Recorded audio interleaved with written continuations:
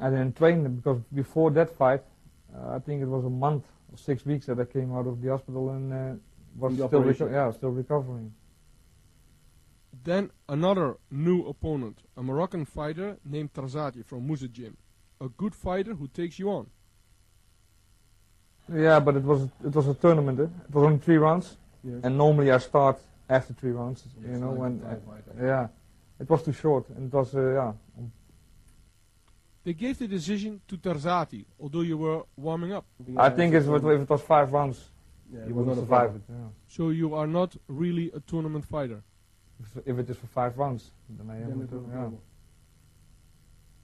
Then Gerald Mamadeus, a world champion full contact, who was starting Muay Thai as well. You knocked him out by leg kicks in round 3. I think it was leg kicks. What happened in that fight? In the beginning, with opponents like Mamadeus, who has the same fighting style like, for example, Kazrui, can be very dangerous. Did you train differently to fight Gerald Mamadeus?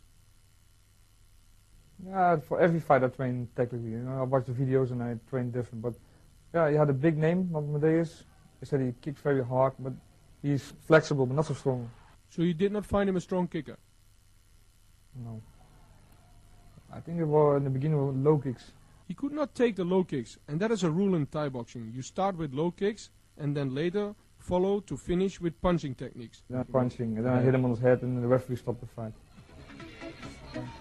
And even though Ramon had been forced to change his style to that of a different fighter, to kick mainly with his left kick and to use a different fighting stance, it was right around this time that he fought a very game Mamadeus, and it was right around this time that that new style started to really come into effect for Ramon.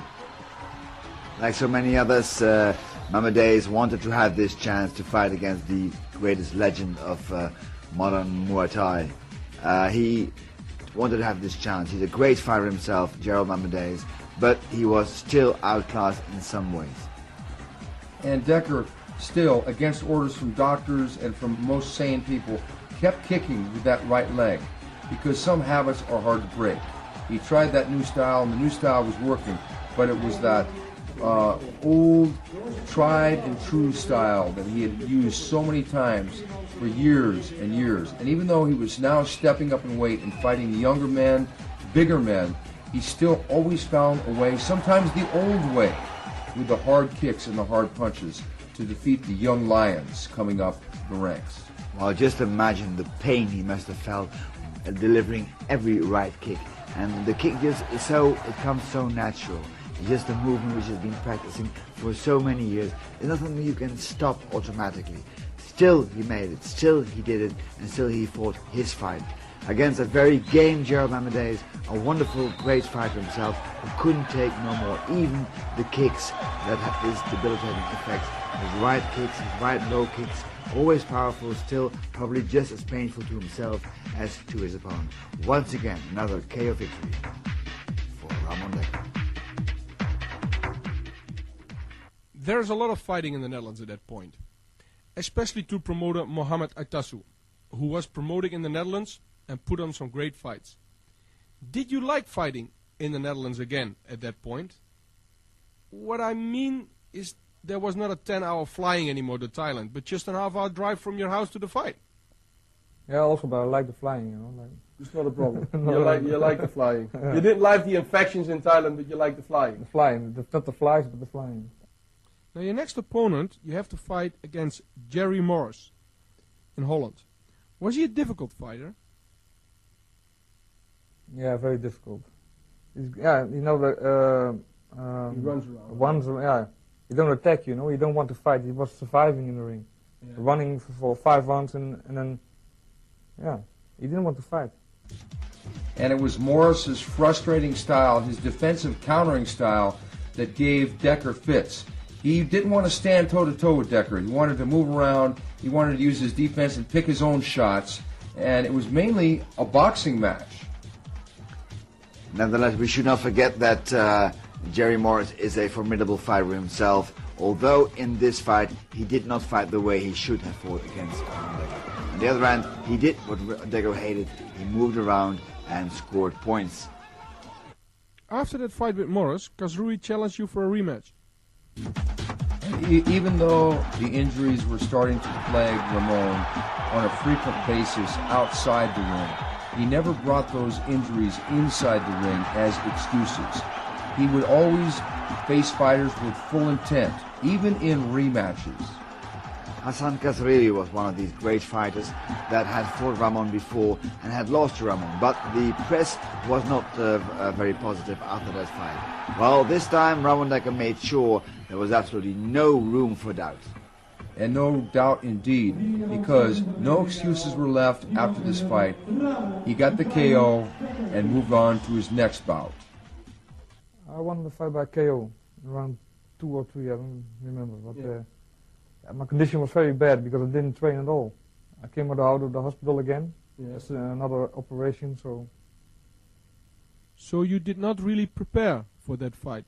No, I think I trained for only a week, maybe 2 weeks. That was all. You were too strong for him? Yeah, and his chin was not so strong. I hit him very hard on his chin, but... He went down? Yeah.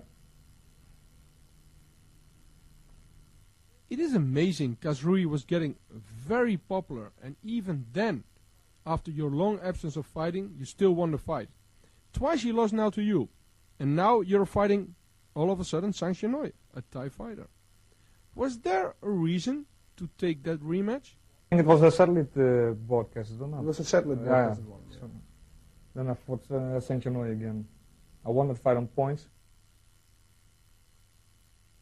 More difficulties? After all the injuries, you could not use your weapons, like your hard-kicking techniques? I didn't kick, so I had more boxing. More and it was also a fight with elbows, so... You could fight with elbows? Yeah.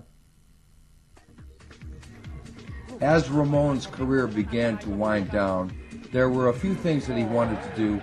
Exact revenge against old foes that had gotten decisions against him. In this case, Sang Chenoy.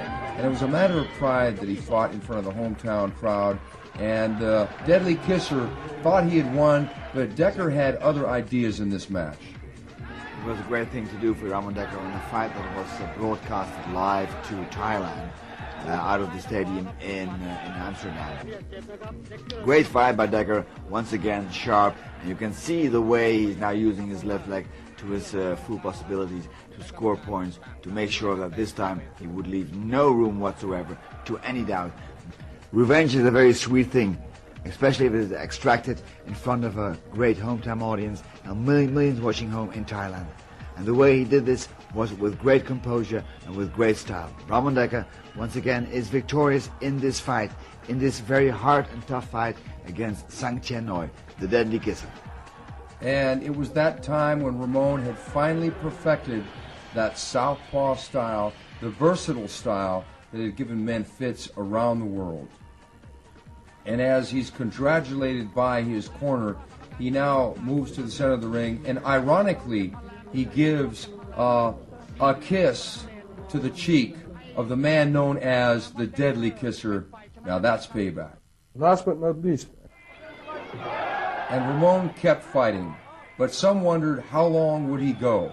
How much longer would he stay inside the ring before he retired and moved on to activities outside the ring?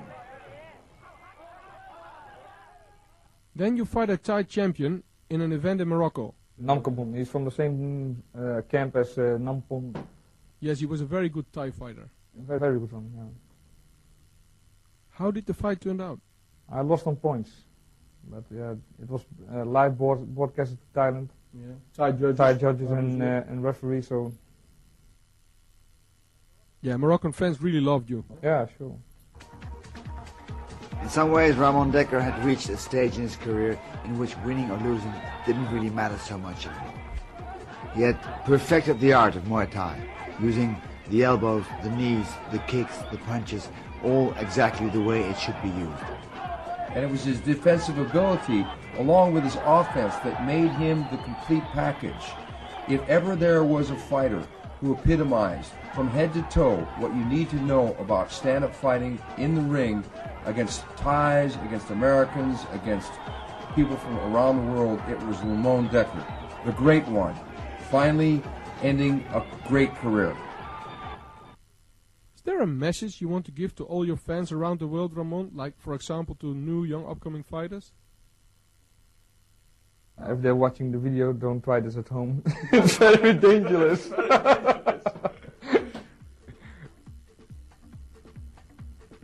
I hope you like my highlight tape. Thank you for watching. There's no doubt that Ramon Dekker has etched a place in history as one of the greatest fighters of all time. I'm Stephen Quadros, I am the Fight Professor, and I've been very proud to have worked opposite my broadcast partner Fred Royers. Fred, what about this Ramon Dekker character? Well, Ramon is fabulous, fantastic, and I would like to thank him on behalf of all the Muay Thai community in Holland and all over the world for all the years of pleasure, of excitement, of fantastic experiences that he has given us.